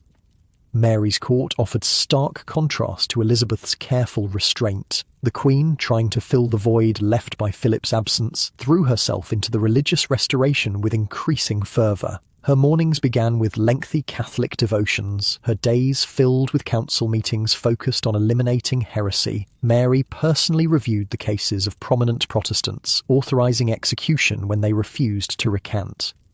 The mechanisms of Tudor punishment were designed to maximize both suffering and public spectacle. Burning was considered appropriate for heresy because it purified through fire. Executions took place in public squares, with crowds forced to witness the terrible deaths. The condemned were chained to stakes surrounded by bundles of wood. If they were lucky, sympathetic executioners would hang bags of gunpowder around their necks to hasten death once the flames reached them. For ordinary Tudor people, these religious persecutions created an atmosphere of fear and suspicion. Neighbours reported neighbours for heretical statements. Possession of an English Bible could mean imprisonment. Failing to attend Mass brought fines. The religious police searched homes for forbidden Protestant books, often hidden under floorboards or inside walls. Food became another marker of religious conformity. The Catholic Restoration brought back traditional fasting days when meat was forbidden. Fish consumption was enforced not just as religious practice but as economic policy. Mary's government, like her father's before her, recognized that a strong fishing fleet provided trained sailors for naval defense. Wednesday, Friday and Saturday were designated fish days, with meat consumption on these days punishable by fine. Tudor meals followed strict class divisions. Noble tables featured exotic imports, oranges from Spain, sugar from the West Indies, spices from the East. Wealthy households consumed mountains of meat, beef, venison, lamb, and game birds like swan and peacock. The middling sort ate more modest portions of meat along with bread, cheese, and seasonal vegetables. The poor subsisted primarily on pottage, a thick soup of vegetables and grains, occasionally enhanced with scraps of bacon. Cooking methods remained primitive by modern standards. Open hearth fires provided the only means of heating food. Spits for roasting required constant turning, a job usually assigned to the lowest kitchen servants or even dogs trained to walk in a wheel. Baking occurred in brick ovens, heated with wood fires that were raked out before bread went in. The control of temperature was more art than science, making consistent results challenging. Despite these limitations, Tudor cooks produced elaborate dishes for noble tables. They created magnificent subtleties, decorative sugar sculptures that depicted castles, ships, or biblical scenes. They fashioned elaborate pies with live birds concealed inside, ready to fly out when the crust was cut. They preserved fruits in honey or sugar, distilled flower waters for flavouring, and concocted medicinal cordials from herbs and alcohol. Maintaining health remained a constant struggle in Tudor England. Medical knowledge was a peculiar mix of practical herbalism, astrological theory, and religious belief. The body was thought to contain 4 humours: blood, phlegm, black bile, and yellow bile, that needed to remain in balance. Illness resulted from imbalance, treated through diet, bloodletting, purging, or applications of herbal remedies. Mary's deteriorating health defied these treatments. Her symptoms, severe headaches, vision disturbances, and abdominal pain, worsened throughout 1556 and 1557. Modern doctors suspect she suffered from ovarian cysts or uterine cancer, conditions Tudor physicians couldn't diagnose or treat effectively. The Queen's physical suffering added to her increasingly melancholic outlook. Elizabeth too experienced health challenges during this period. She suffered from migraines, digestive complaints, and occasional severe illnesses that may have been influenza or other infections. Tudor medicine offered little effective relief. Even royal patients endured treatments that often made them worse. Mercury for skin conditions, lead compounds for cosmetics, and powerful purgatives that caused dehydration. Hygiene practices, while better than commonly portrayed, remained basic. Both Mary and Elizabeth would have used linen cloths moistened with scented waters to clean their skin. They changed their linen undergarments daily, cleanliness indicated by fresh white cloth against the skin rather than full-body bathing. Their outer garments of silk, velvet, and wool were rarely washed but instead aired, brushed, and treated with herbs to discourage pests. The physical environment of Tudor royal residences combined grandeur and discomfort. Palaces featured magnificent great halls and presence chambers, but lacked basic amenities. Drafty corridors connected rooms heated inadequately by fireplaces. Windows, while increasingly made of glass rather than oiled cloth, provided minimal insulation against winter cold. Royal chambers were hung with tapestries and furnished with carpets not just for decoration, but for essential warmth. Sanitation remained primitive. Even royal residences used simple chamber pots emptied by servants or garderobes, primitive toilets that emptied directly into cesspits or moats. The smell in densely populated areas became overwhelming, particularly in summer. Sewage contaminated water supplies, contributing to outbreaks of dysentery and other diseases. The wealthy, including Mary and Elizabeth, drank primarily ale, wine, or hippocras, spiced wine, rather than water. While Mary and Elizabeth occupied the pinnacle of Tudor society, they experienced the same environmental limitations as their subjects, though with better protection. Winter days were marked by chilblains, summer by insect bites. Neither queen nor princess could escape the realities of Tudor medicine, hygiene, or climate. The personal tension between the sisters intensified as Mary's reign progressed. In 1556, a new conspiracy emerged, the Dudley Conspiracy, led by Henry Dudley, a relation of the executed Northumberland. Once again, investigations led to questions about Elizabeth's involvement. Though no direct evidence linked her to the plot, Mary's suspicions deepened. Each conspiracy reinforced Mary's conviction that Elizabeth represented an existential threat to Catholic restoration, yet she remained unwilling or unable to take the final step of executing her sister. This hesitation wasn't necessarily from sisterly affection, more likely practical recognition that Elizabeth's death might trigger rebellion. The princess had become a powerful symbol for those hoping for religious change. Philip's brief return to England in March 1557 temporarily improved relations between the sisters. The King of Spain, ever pragmatic, recognised Elizabeth's popularity and advised Mary to treat her with respect. During his visit, Elizabeth was invited to court and received with appropriate ceremony. Philip even arranged for Mary to provide Elizabeth with new clothing and jewels, enhancing her royal appearance. This thaw proved short-lived. Philip's real purpose in visiting England was to draw the country into his war with France. Mary eagerly agreed, desperate to please her husband and secure his longer stay. The decision proved disastrous. England lacked resources for a major continental conflict, and the war quickly drained the already depleted treasury. Worse followed in July 1557, when English forces joined Spanish troops in the Battle of St. Quentin. The Allied forces won, but England gained nothing from the victory. Philip returned to Spain, leaving Mary to manage the increasingly unpopular war. By January 1558, disaster struck. English forces lost Calais, the last English possession in France, held since the 100 Years' War.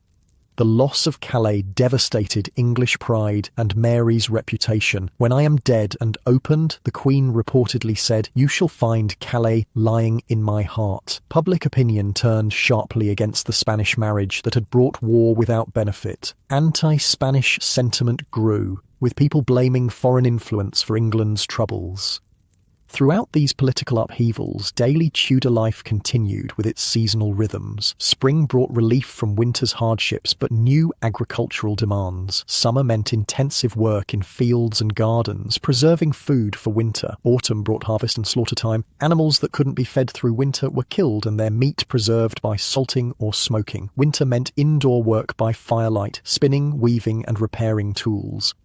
These seasonal patterns affected even royal households. Court life followed its own calendar, with traditional celebrations marking the Christian year. The 12 days of Christmas brought elaborate feasting and entertainment. Lent imposed dietary restrictions even on royalty. Easter celebrated renewal with new clothes and special foods. Midsummer saw bonfires and outdoor revelry.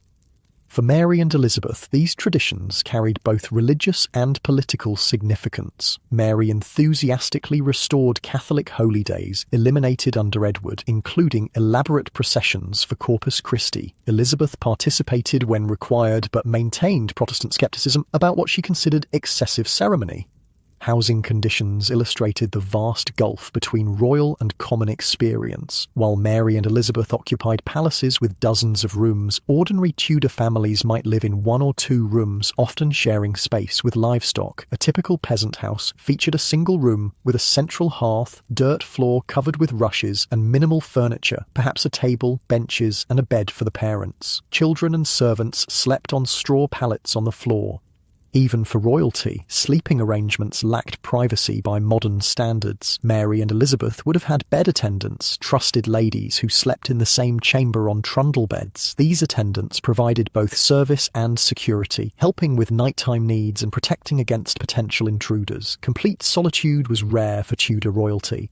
The beds themselves were important status symbols. Mary's state bed would have featured a wooden frame with embroidered hangings, feather mattress, linen sheets, and expensive coverlets. Elizabeth's bed, while not as grand as the Queen's, would still have represented significant value. Beds were often the most expensive items in Tudor households, frequently mentioned specifically in wills.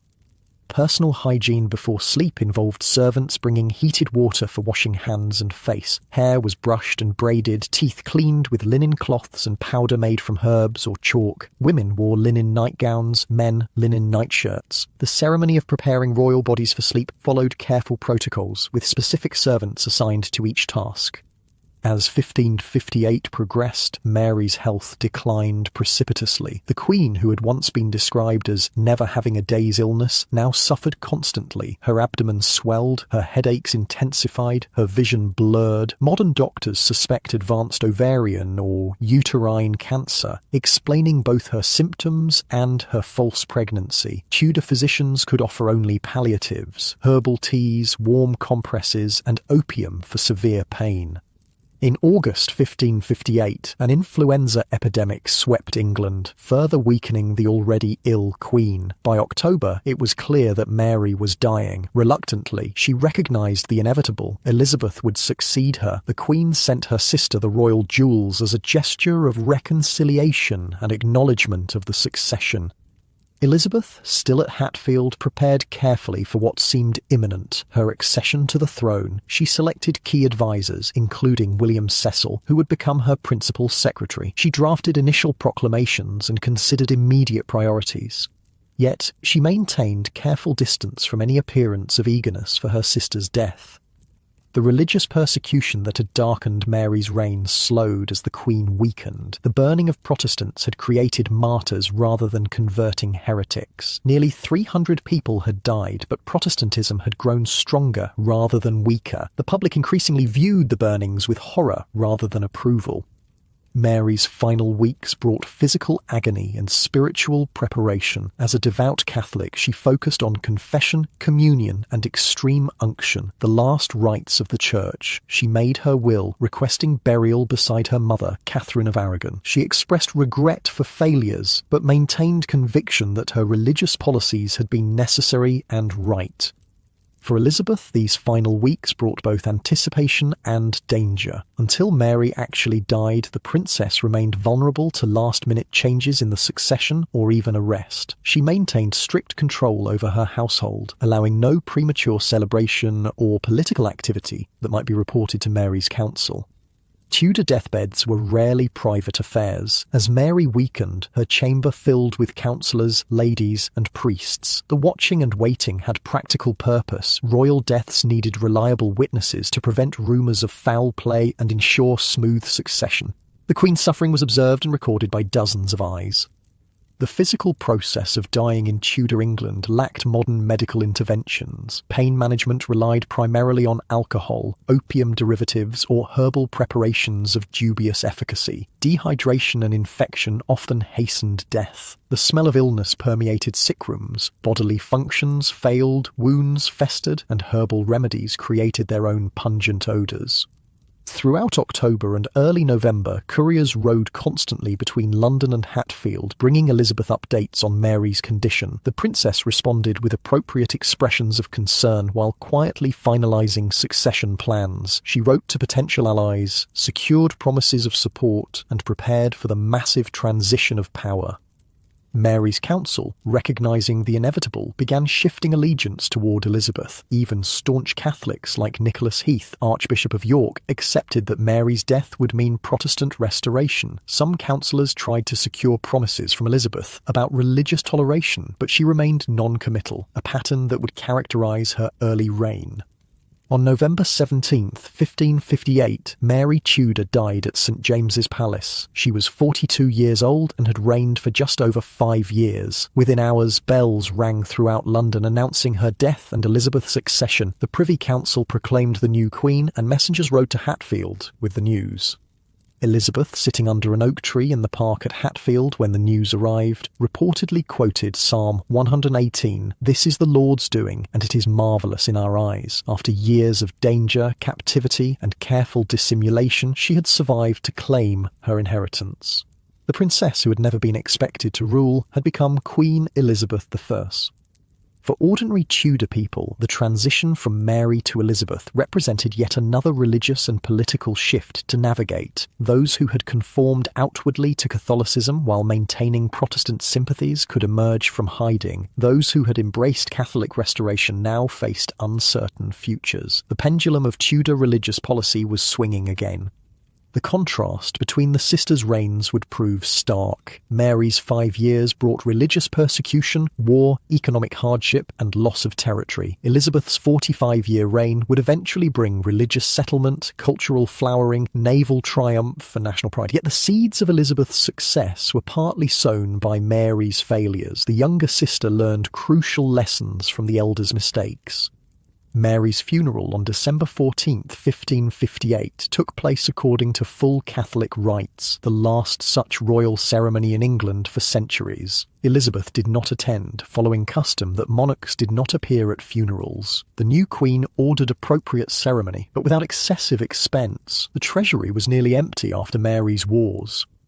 The sisters who had shared so much, royal blood, dangerous childhoods, and the unprecedented challenge of female rule in a male-dominated world, were now separated by death. Their relationship had encompassed affection and antagonism, loyalty and suspicion, shared heritage and opposing faiths. Together they had demonstrated that women could rule England in their own right, forever changing assumptions about female sovereignty. As 1558 drew to a close, Elizabeth prepared for her coronation. Scheduled for January 15, 1559, the 25-year-old queen, who had survived extraordinary dangers to reach the throne, would face new challenges: a divided nation, empty treasury, foreign threats, and the fundamental question of whether a woman could effectively rule alone. The princess had become a queen, but the challenges of Tudor survival continued. The winter of 1558 arrived with bitter winds and transformative change. Queen Mary was dead. Elizabeth Tudor, at 25, had ascended to the throne her sister had occupied for 5 troubled years. The half-sisters, once bound by blood and separated by faith, would never meet again in this world. Yet Mary's shadow would linger over Elizabeth's early reign, providing both warning and guidance as the new queen charted her course. Elizabeth's coronation procession on January 14, 1559, offered stark contrast to Mary's final months. Where the late Queen had grown increasingly isolated, Elizabeth rode through London streets packed with cheering crowds. Where Mary had intensified religious persecution, Elizabeth stopped to receive a Bible from the city officials, kissing it and holding it to her heart, a carefully choreographed gesture signalling religious change without explicitly promising Protestant restoration. "I have long desired to see this day," one Londoner was heard saying as the new queen passed. "No more burning for religion's sake." The public mood reflected exhaustion with Mary's religious policies and hope for Elizabeth's more moderate approach. Yet the religious divisions Mary had tried to heal through force remained raw and dangerous. The practicalities of Tudor royal transition were complex. Elizabeth inherited Mary's ladies-in-waiting but gradually replaced Catholics with Protestants. She kept some of Mary's counsellors while introducing her own trusted advisers. William Cecil, her choice for principal secretary, had served her brother Edward and maintained quiet contact during Mary's reign. Robert Dudley, son of the executed Duke of Northumberland, became Master of the Horse, a position keeping him close to the Queen. Elizabeth's daily routine established patterns that would continue throughout her reign, and began with brief Protestant prayers. After a light breakfast, she spent mornings on state papers, reading dispatches and writing responses with her own hand rather than dictating to secretaries. Midday brought the formal dinner, served with ceremony but less elaborate than under Mary. Afternoons included council meetings, audiences, and occasional recreation, music, dancing, or riding. This disciplined schedule contrasted with Mary's later years when illness had disrupted regular government business. Elizabeth's energy impressed foreign ambassadors, one reporting, "She never sits still for an hour together, but is always either walking or talking with someone or working at something with her own hands." This calculated display of vigour reassured a nation accustomed to sickly monarchs, Edward's short life, Mary's decline, that Elizabeth might provide stability. The new queen inherited practical problems beyond religion. The treasury stood nearly empty after Mary's war with France. The harvest of 1558 had been poor, raising food prices. Cloth exports, England's economic mainstay, had declined. Coinage had been debased under Henry VIII and Edward VI, causing inflation. The loss of Calais damaged national pride and trade connections. These economic challenges affected daily life throughout England. For ordinary people, rising prices meant hunger and hardship. Bread, the staple food for all classes, became more expensive as grain prices increased. Meat, already a luxury for the poor, grew further out of reach. In London, food riots threatened when prices spiked. The contrast between royal abundance and common hunger remained stark. Elizabeth's coronation feast featured elaborate dishes, peacocks redressed in their feathers, sugar sculptures depicting biblical scenes, spiced wine flowing freely. Meanwhile, beggars gathered at palace gates hoping for leftover scraps. Tudor society accepted such inequality as natural, though the wise monarch showed concern for the poor. Elizabeth cultivated an image of caring while maintaining royal splendour. Housing conditions reflected similar divides. Elizabeth occupied palaces with hundreds of rooms, rotating between Whitehall, Greenwich, Hampton Court and other royal residences. Ordinary Londoners crowded into single rooms in tenements, often sharing beds with strangers. Rural cottagers lived in simple one- or two-room structures with dirt floors and thatched roofs prone to vermin infestation.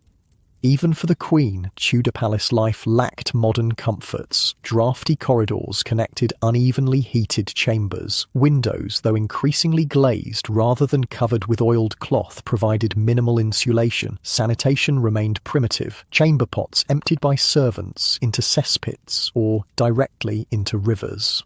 The Thames, receiving London's waste, became so polluted that its stench was notorious, especially in summer. Elizabeth addressed these physical discomforts with practical adaptations. Her chambers were hung with tapestries for insulation as well as decoration. Fires burned constantly in winter, consuming vast quantities of wood. Her personal hygiene, by Tudor standards, was exemplary. She changed linen undergarments daily and was known for relatively frequent bathing, sometimes monthly rather than the quarterly baths common among nobility. "I wish to make myself comfortable," Elizabeth told her household officers, establishing a more relaxed atmosphere than Mary's formal Spanish-influenced court. The new queen encouraged music, dancing, and theatrical performances. She maintained some Catholic ladies in her household, but no longer required attendance at Mass. This practical tolerance reflected political necessity rather than indifference. Elizabeth needed to reconcile a divided nation.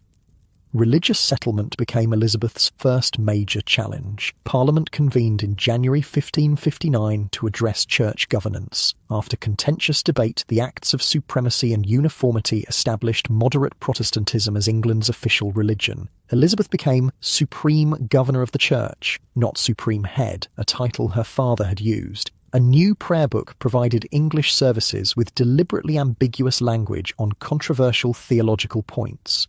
This Elizabethan settlement disappointed zealots on both sides. Strict Protestants wanted more thorough reformation, eliminating vestments and ceremonies they considered papist. Catholics felt betrayed by Mary's sister returning England to heresy. Elizabeth's famous desire not to make windows into men's souls reflected pragmatic recognition that forced conversion had failed under both Edward and Mary.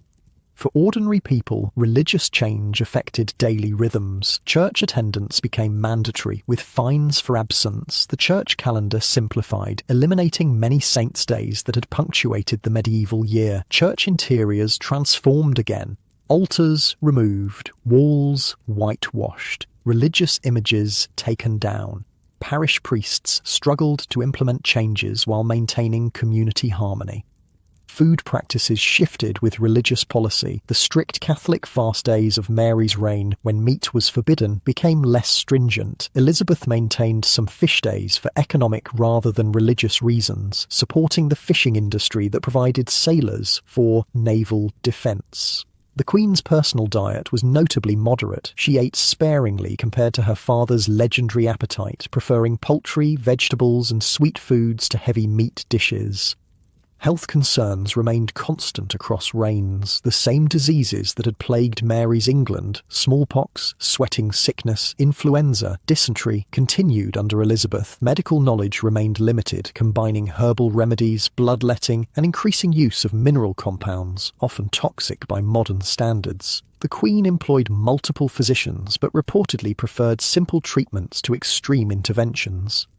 Elizabeth's personal health proved surprisingly robust compared to her siblings. Where Edward had died young and Mary suffered chronic illness, Elizabeth generally maintained good health despite occasional serious illnesses. She survived smallpox in 1562 and several influenza outbreaks. Her physical resilience matched her political durability, though like all Tudor women, she faced gender-specific health challenges without effective medical support. The Queen's day-to-day management of bodily needs reflected Tudor practicalities. Her private chambers included a close stool, a box containing a chamber pot, sometimes padded and covered in rich fabric for royal comfort. Personal hygiene involved linen cloths for cleaning, herb-scented waters for refreshing skin, and tooth cleaning with cloths and powder. Her famous white makeup, containing lead compounds harmful by modern standards, covered smallpox scars while creating the iconic mask of youth she maintained into old age.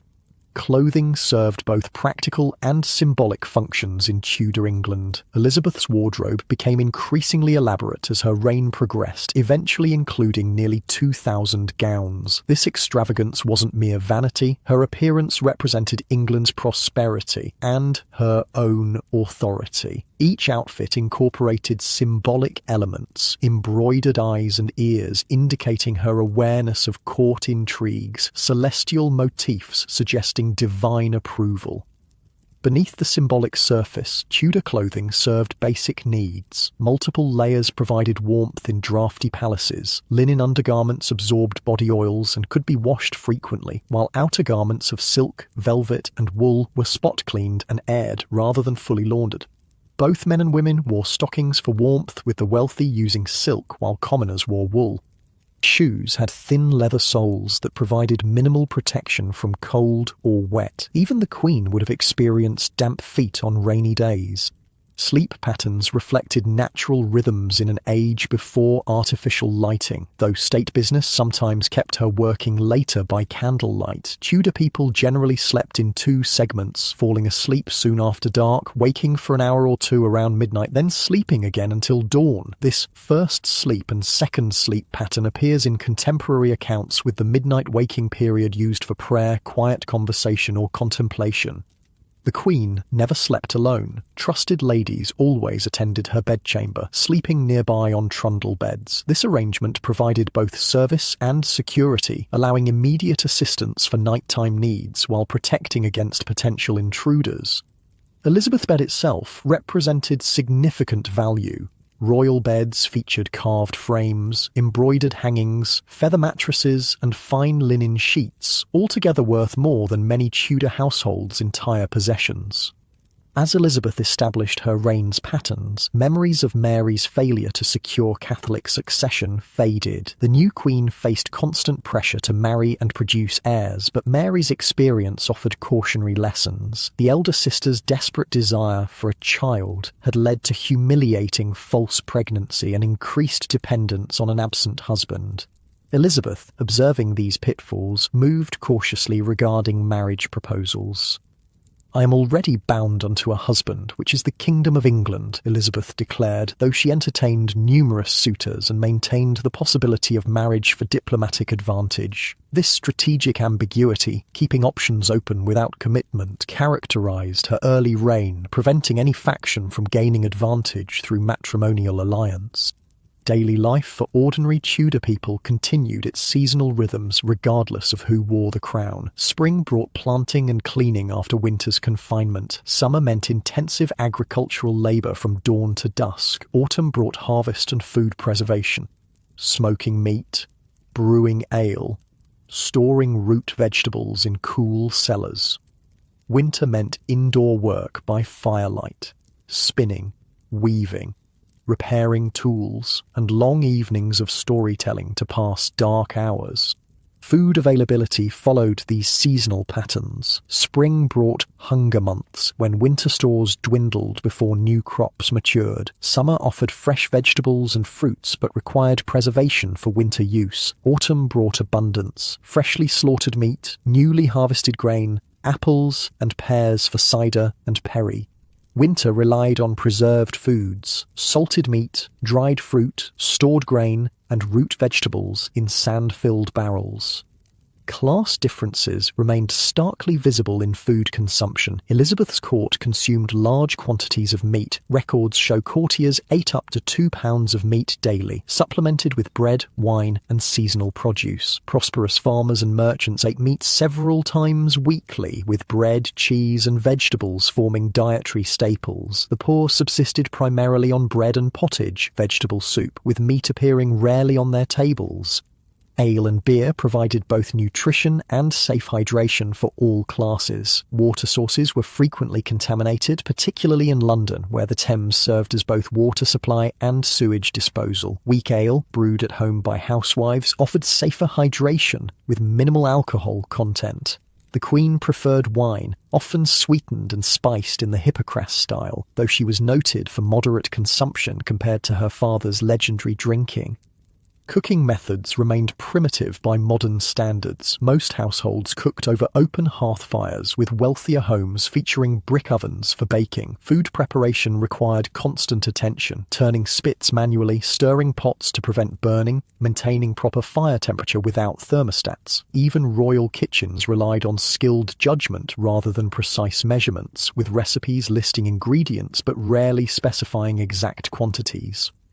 The contrast between Elizabeth's early reign and Mary's final years extended beyond religion and politics to court atmosphere. Where Mary had grown increasingly sombre, Elizabeth cultivated a lively court with music, dancing, and theatrical performances. The new Queen's love of pageantry manifested in elaborate court entertainments where allegorical figures praised her virtues and celebrated England's promise under Virgin rule.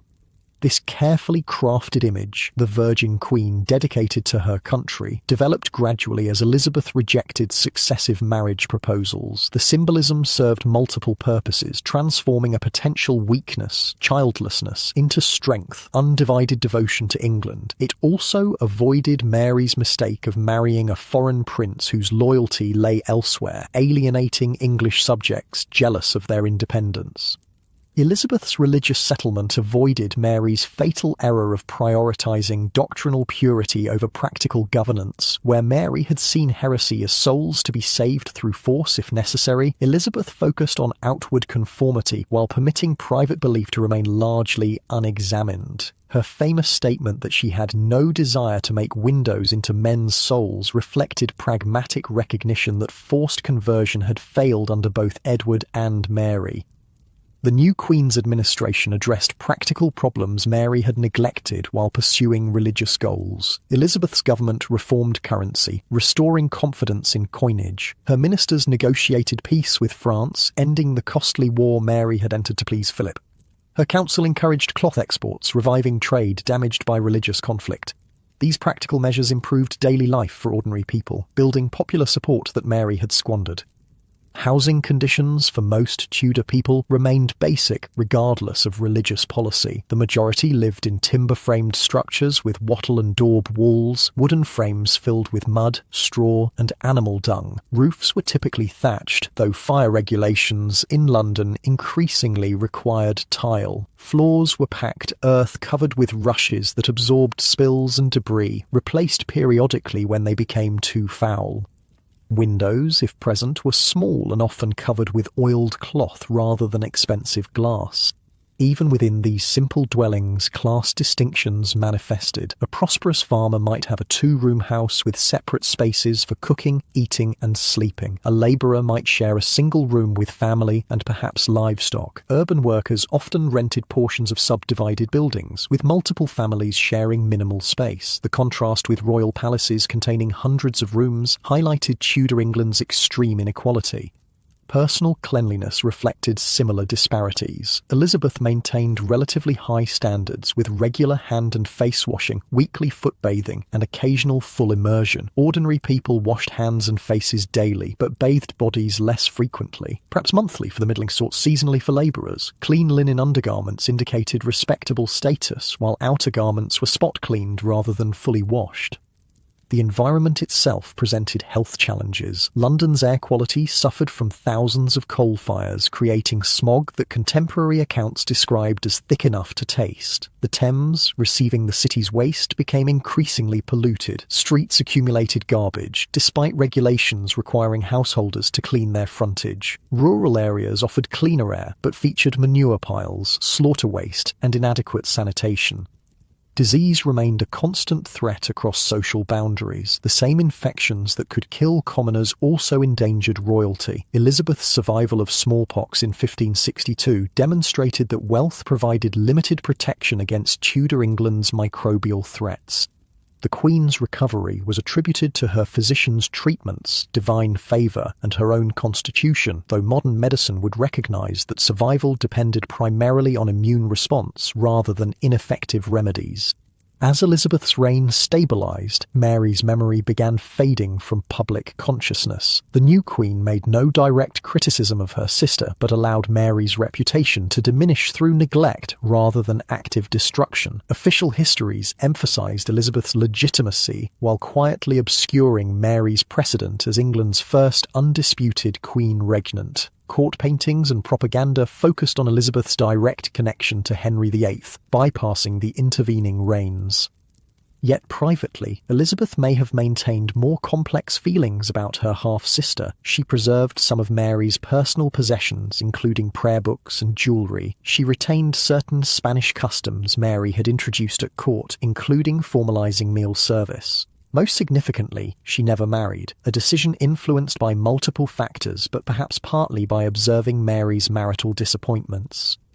Mary's ghost in Elizabeth's reign appeared most visibly in religious policy. The new queen avoided her sister's fatal error of religious persecution, establishing moderate Protestantism that required outward conformity while permitting private conscience some freedom. Catholics faced increasing restrictions and occasional persecution as Elizabeth's reign progressed, but nothing approaching the wholesale burning of heretics that had characterised Mary's rule. The Queen's personal devotional practices reflected this moderation. Elizabeth maintained a private chapel with modest Protestant ceremony, English prayers, simple communion service, and limited religious imagery. She rejected both Catholic elaboration and Puritan austerity, maintaining middle ground that accommodated the majority while frustrating zealots on both extremes. This pragmatic approach contrasted with Mary's doctrinaire Catholicism, which had alienated moderate subjects. Daily governance under Elizabeth addressed practical concerns Mary had often neglected. The new queen maintained regular council meetings, reviewed state papers personally, and engaged directly with administrative details. This hands-on approach contrasted with Mary's later years, when illness had limited her participation in government and Philip's influence had complicated decision-making. For ordinary Tudor people, Elizabeth's early reign brought cautious optimism after Mary's troubled final years. The harvest of 1559 proved better than the previous years, easing food prices. Peace with France reduced taxes needed for warfare. Religious moderation allowed communities to adapt gradually rather than facing sudden transformation. The young queen's vigour suggested stability after 3 successive monarchs with health problems. Elizabeth cultivated this image of energetic leadership through public appearances. Unlike Mary, who had become increasingly reclusive as health failed, Elizabeth undertook regular progresses through the countryside, staying at noble houses and allowing ordinary people to see their queen. These journeys served political purposes, displaying royal authority, monitoring local conditions, and preventing any faction from dominating court, while building personal connection between monarch and subjects. The contrast between the sisters' approaches to queenship became increasingly apparent as Elizabeth's reign progressed. Where Mary had emphasized royal majesty through Spanish-influenced formality, Elizabeth balanced dignity with accessibility. Where Mary had maintained strict religious observance, Elizabeth moderated ceremonial requirements. Where Mary had focused on doctrinal purity, sometimes at the expense of effective governance, Elizabeth prioritized practical solutions over ideological consistency. These differences reflected not just personality, but experience. Mary had reached the throne at 37 after years of religious persecution and political marginalization. Her reign represented her one opportunity to restore what she considered true faith. Elizabeth became queen at 25 after surviving extraordinary dangers through caution and adaptability. Her reign offered chance to secure Protestant settlement through incremental change rather than dramatic transformation. By the early 1560s, Elizabeth had established patterns that would characterize her entire 45-year reign. She maintained religious moderation despite pressure from Protestant reformers for more thorough change. She entertained marriage proposals without commitment. She balanced factional interests rather than allowing any group to dominate policy. She displayed personal glamour while maintaining administrative efficiency.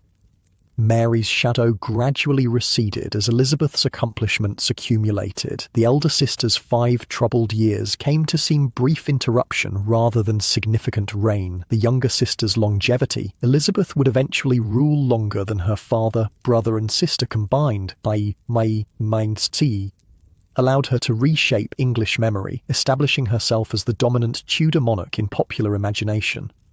Yet the sisters remained linked by blood, experience, and historical significance. Together, they demonstrated that women could rule in their own right, challenging assumptions about female capacity for sovereignty. They navigated the unprecedented challenges of queenship in a society structured around male authority. They established precedents that would influence later female monarchs from Mary II to Victoria to Elizabeth II.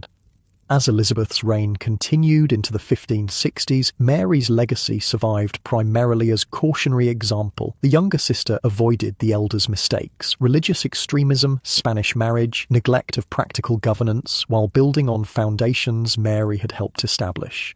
The Catholic Queen had demonstrated that a woman could claim the throne successfully despite opposition. The Protestant Queen would show that a woman could rule effectively without male partnership. The sisters, who had shared Tudor blood but opposed Tudor visions, would eventually share burial space in Westminster Abbey. Mary's final wish, to be buried beside her mother, Catherine of Aragon, remained unfulfilled. Instead, she rested in the Lady Chapel until Elizabeth's death in 1603, when James I ordered construction of a magnificent tomb containing both queens. The inscription, "Partners in throne and grave, here we sleep, Elizabeth and Mary, sisters in hope of resurrection, united in death, the women whose lives had diverged so dramatically."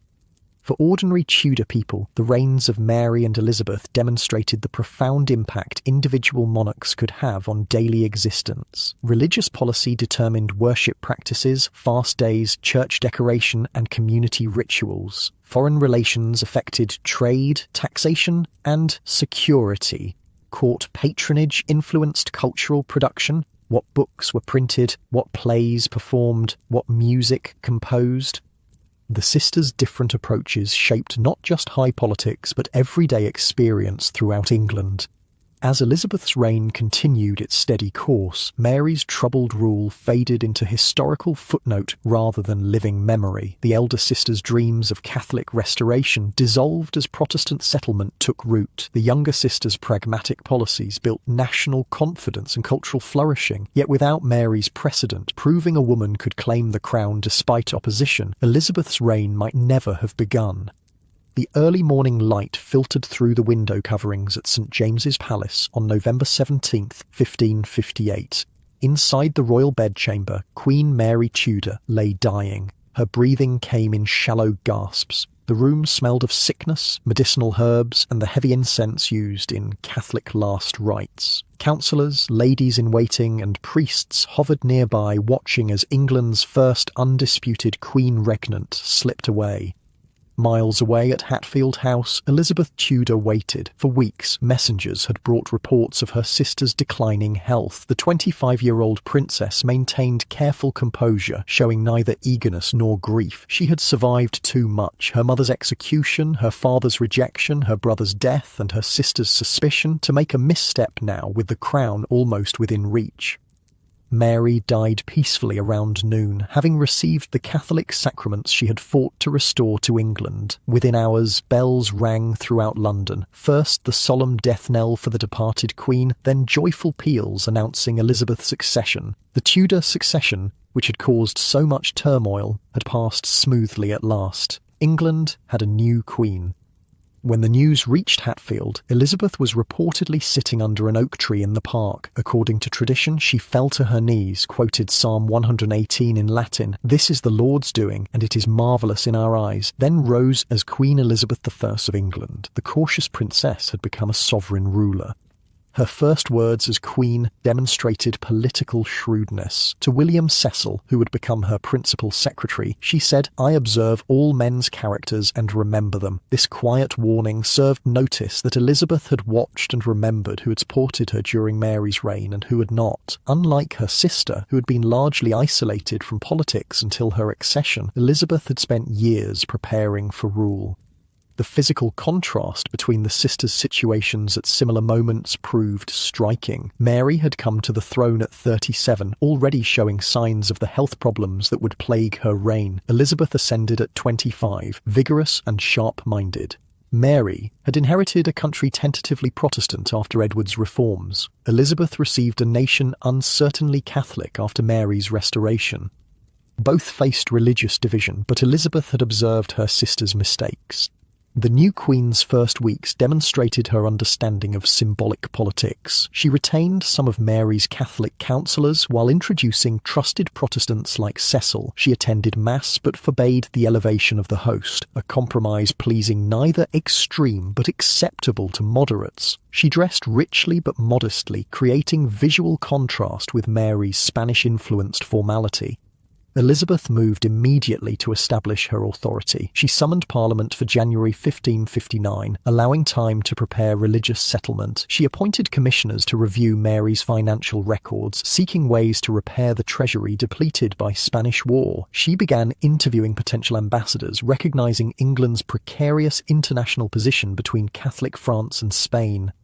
Mary's funeral on December 14, 1558, provided Elizabeth opportunity for magnanimity without personal appearance. Following royal tradition, the new monarch did not attend her predecessor's burial. Elizabeth ordered appropriate ceremony, though without excessive expense given the empty treasury. Mary received Catholic rites, the last royal funeral conducted according to Roman practice in England for centuries. Despite Elizabeth's absence, the funeral illustrated the sisters' complex relationship. Mary was buried not beside her mother as she had wished, but in Westminster Abbey's Lady Chapel. Her grave remained unmarked until Elizabeth's death in 1603, when their successor, James Thaw, ordered a magnificent shared monument. The inscription, in Latin, read, "Partners in throne and grave, here we sleep, Elizabeth and Mary, sisters in hope of resurrection." Elizabeth's coronation on January 15, 1559, offered deliberate contrast to Mary's 5 years earlier. Where Mary had emphasized Catholic continuity, Elizabeth balanced traditional ceremony with Protestant simplicity. She processed through London streets to enthusiastic crowds, the stark change from the subdued response to Mary's Spanish marriage. Even the weather cooperated, providing January sunshine after Mary's rainy coronation. The new Queen established daily routines that would continue throughout her 45-year reign, and began with prayer and light breakfast. Mornings involved reading dispatches and writing responses in her own distinctive handwriting. Midday brought formal dinner with courtiers, followed by afternoon business, council meetings, ambassadorial audiences, and document signing. Evenings featured entertainment, music, dancing, and theatrical performances, before a light supper and retirement. This disciplined schedule differed from Mary's later years when illness had disrupted regular government. Elizabeth maintained consistent administration even during progress, travelling the countryside, staying at noble homes, or occasional illness. Her working habits impressed foreign observers. The Venetian ambassador reported she never sits still and reads more than any other woman of her age. Elizabeth's coronation portrait depicted her in rich robes with unbound hair, symbolizing both royal majesty and virginal purity. This carefully constructed image developed over time into the cult of the Virgin Queen, transforming potential weakness, childlessness, into political strength, undivided devotion to England. The contrast with Mary's desperate pursuit of pregnancy underscored different approaches to female rulership. The new Queen addressed religious division through Parliament's 1559 Religious Settlement. The Act of Supremacy established Elizabeth as Supreme Governor of the Church of England, a slightly modified version of her father's title, Supreme Head, acknowledging gender while maintaining royal authority. The Act of Uniformity imposed a revised Book of Common Prayer, creating moderately Protestant services without extreme Reformation theology. This settlement, sometimes called the Elizabethan Compromise, reflected lessons learned from Mary's reign, where Mary had attempted to reimpose Catholicism through force, creating Protestant martyrs. Elizabeth required outward conformity while permitting private conscience and freedom. Her famous statement about not making windows into men's souls contrasted sharply with Mary's insistence on genuine conversion. For ordinary Tudor people, religious change affected daily rhythms. Church attendance became mandatory, with 12-penny fines for absence. Parish churches underwent another transformation. Altars removed, walls whitewashed, religious images taken down. The church calendar simplified, eliminating many saints' days that had structured the medieval year. These changes completed the process begun under Edward VI, but reversed by Mary. Beyond religion, Elizabeth addressed practical problems Mary had neglected. The new government reformed currency, restoring confidence in coinage debased under Henry VIII and Edward VI. Peace negotiations with France ended the costly war Mary had entered to please Philip, allowing commercial recovery. Trade policies encouraged cloth exports, England's economic mainstay. These measures gradually improved daily life for ordinary people. Elizabeth's pragmatic approach extended to court atmosphere. While maintaining necessary royal dignity, she created less formal environment than Mary's Spanish-influenced rigidity. She encouraged English music rather than continental styles, preferred English idioms to Latin or French phrases, and developed distinctly English court entertainment. This cultural nationalism contrasted with Mary's internationalist Catholic outlook. For royal servants, the transition between reigns brought practical challenges. The royal household numbered hundreds, gentlemen and ladies of the chamber, clerks, cooks, grooms, gardeners and guards. Many transferred from Mary's service to Elizabeth's, adapting to different religious requirements and personal preferences. The physical business of moving royal possessions between palaces continued its seasonal pattern regardless of which sister wore the crown. Daily life for ordinary Tudor people showed more continuity than change across reigns. Peasant farmers still rose at dawn to work fields with techniques unchanged for centuries. Urban craftsmen still practiced trades organised through guilds. Housewives still spent hours producing food, cloth and medicine for family use. The rhythm of seasonal labour, planting, harvesting, preserving, continued regardless of religious policy or international relations. Material conditions remained basic by modern standards. Most Tudor homes featured a central hearth with smoke escaping through roof holes rather than proper chimneys. Furniture was minimal, perhaps a table, benches, storage chest, and bed for the parents, with children sleeping on floor pallets. Kitchen equipment consisted of iron pots, wooden utensils, and simple tools. Artificial light came from tallow candles or rushlights, making winter evenings dark and inactive for all but the wealthy. Food patterns reflected similar stability within seasonal variation. Bread remained the staple for all classes, consuming about half a family's food budget. Pottage, vegetable soup thickened with oats or barley, provided daily sustenance for working people. Meat appeared on ordinary tables more frequently than in earlier centuries, but remained occasional rather than daily for the lower classes. Beer and ale provided safe hydration when water sources were questionable. Class differences manifested dramatically in diet. Elizabeth's court consumed vast quantities of meat. Records suggest courtiers ate up to 2 pounds daily, with dozens of options at formal meals. Prosperous farmers and merchants enjoyed meat several times weekly, supplemented with dairy products and homegrown vegetables. The poor subsisted primarily on bread, peas, beans, and seasonal greens, with meat appearing mainly at festivals. Cooking methods remained primitive by modern standards. Most households prepared food over open hearth fires using iron pots, spits, and griddles. Baking occurred in communal village ovens or larger homes' brick ovens, heated with wood fires raked out before bread went in. Food preservation relied on techniques developed over centuries: salting, smoking, pickling, and drying, without understanding the bacterial processes involved.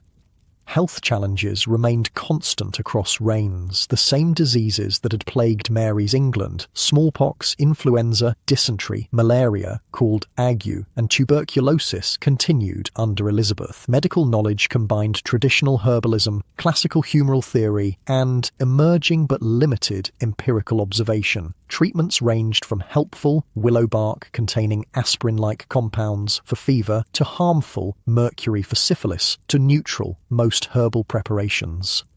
Elizabeth's medical approach demonstrated characteristic practicality. She employed multiple physicians but reportedly preferred simple treatments to extreme interventions. When she contracted smallpox in 1562, her doctors prescribed traditional remedies, but her survival likely resulted from natural immunity rather than ineffective medicines. The Queen's recovery from this life-threatening illness reinforced her image of divine protection.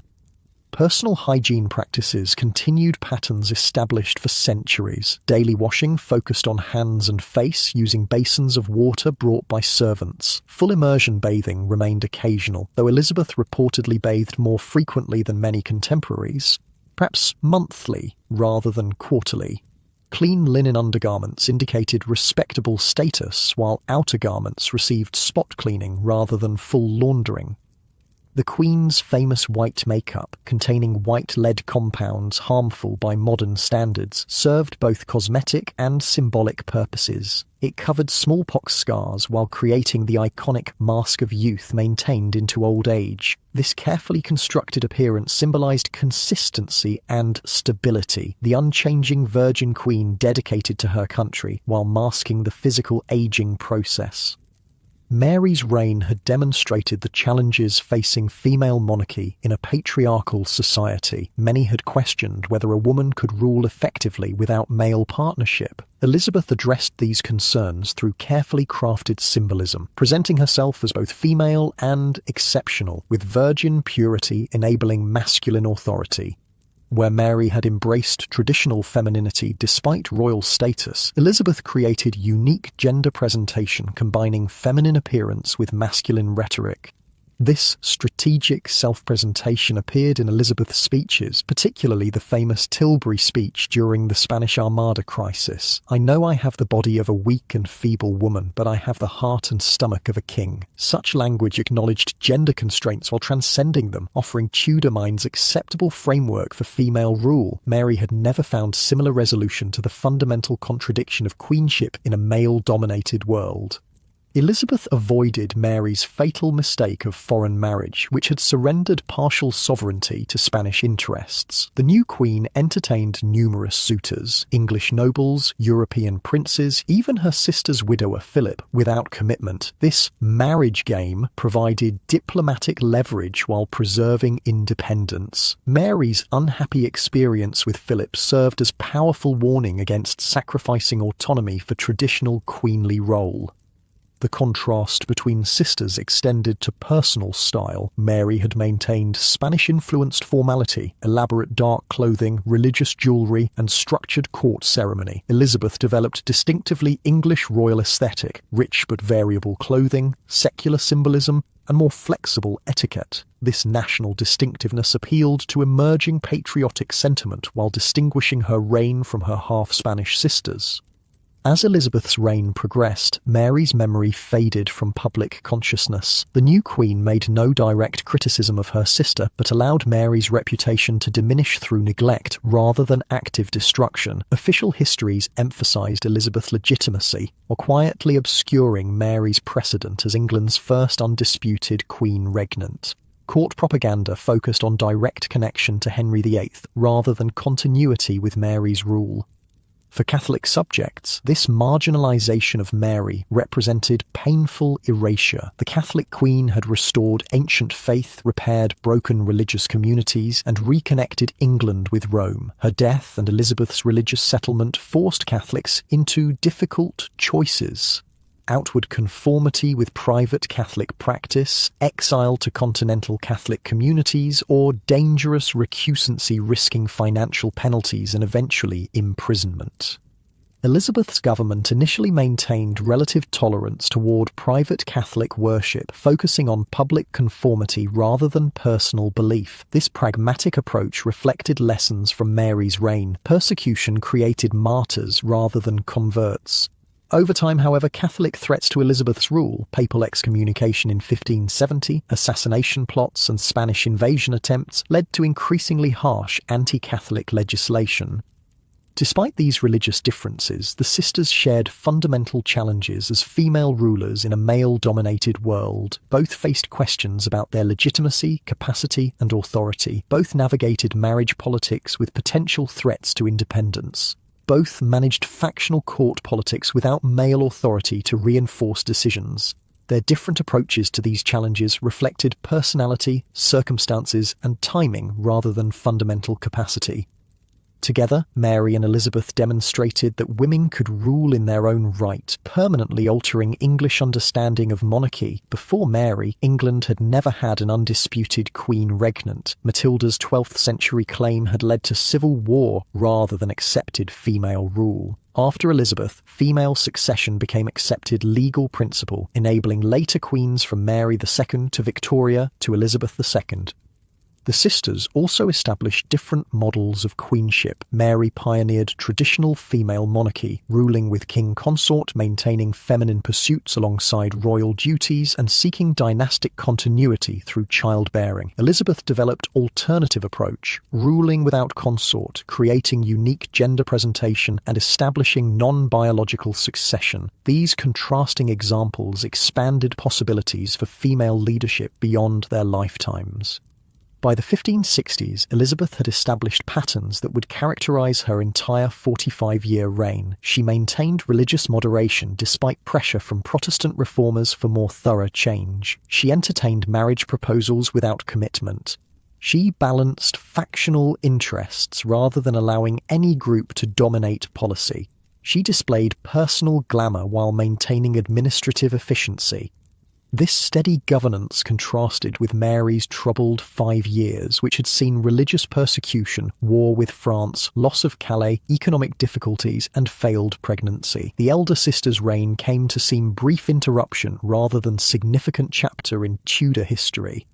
The younger sister's longevity, Elizabeth would eventually rule longer than her father, brother, and sister combined, allowed her to reshape English memory.